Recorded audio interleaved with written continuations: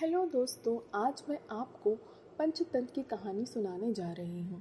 पंचतंत्र विष्णु शर्मा के द्वारा रचित कहानियाँ हैं। संस्कृत नीति कथाओं में पंचतंत्र का पहला स्थान है।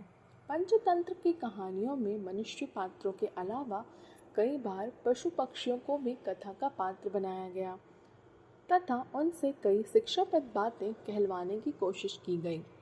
क्या आप जानते हैं, पंचतंत्र ह्यूमन बिहेवियर समझने व लीडरशिप क्वालिटी इंप्रूव करने का एक पावरफुल मीडिया माना जाता है। पंचतंत्र को 5 भागों में बांटा गया है, जिसका पहला भाग है मित्रभेद, यानी कि मित्रों में मनमुटाव एवं अलगाववाद।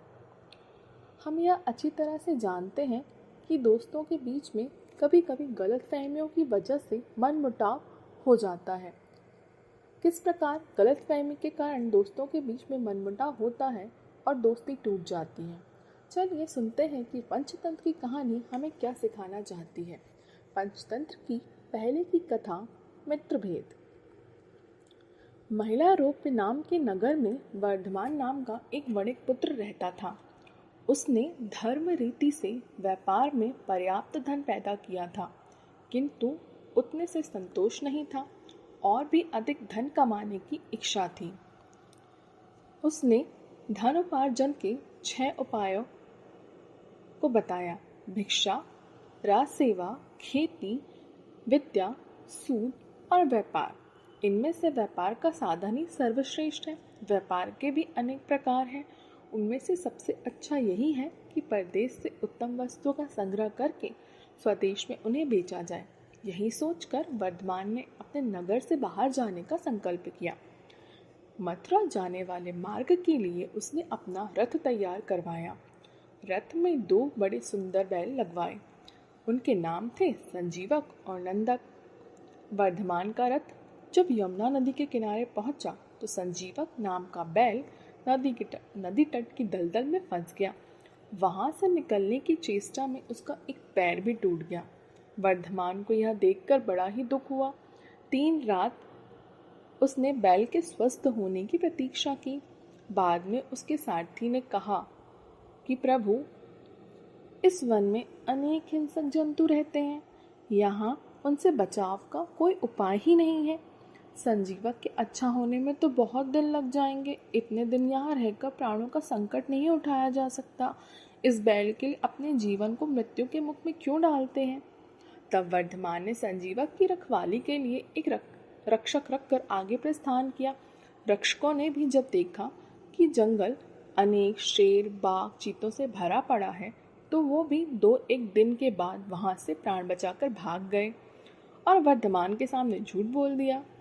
स्वामी, संजीवक तो मर गया, हमने उसका दाह संस्कार कर दिया। वर्धमान यह सुनकर बड़ा ही दुखी हुआ, किंतु अब कोई उपाय ही नहीं था। इधर संजीवक यमुना तट की शीतल जलवायु के सेवन से कुछ स्वस्थ हो गया था।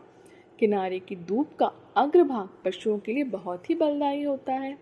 उसे निरंतर खाने के बाद वह खूब मांसल और हष्ट-पुष्ट हो गया। दिन भर नदी के किनारे सींगों को पाटना और मदमस्त होकर गरजते हुए किनारों की झाड़ियों में सींग गुंजाकर खेलना इसका काम था।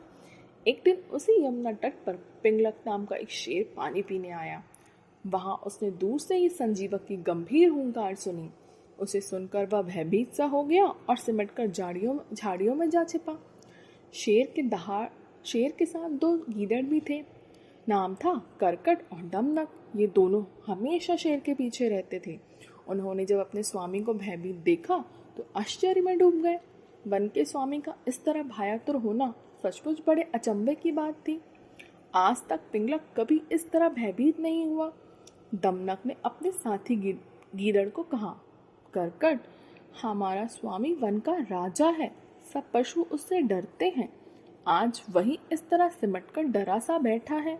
प्यासा होकर भी वह पानी पीने के लिए यमुना तट तक जाकर लौट आया। आखिर इस डर का कारण क्या है? करकट ने उत्तर दिया, दमनक, कारण कुछ भी हो, हमें क्या, दूसरों के काम में हस्तक्षेप नहीं करना चाहिए। जो ऐसा करता है वह उसी बंदर की तरह तड़प तड़प कर मर जाता है, जिसने दूसरे के काम में कौतूहलवश व्यर्थ ही हस्तक्षेप किया था। दमनक ने पूछा, यह क्या बात कही तुमने? करकट ने कहा, सुनो, अगली कहानी अगले अध्याय में, बंदर और लकड़ी का खूंटा। धन्यवाद।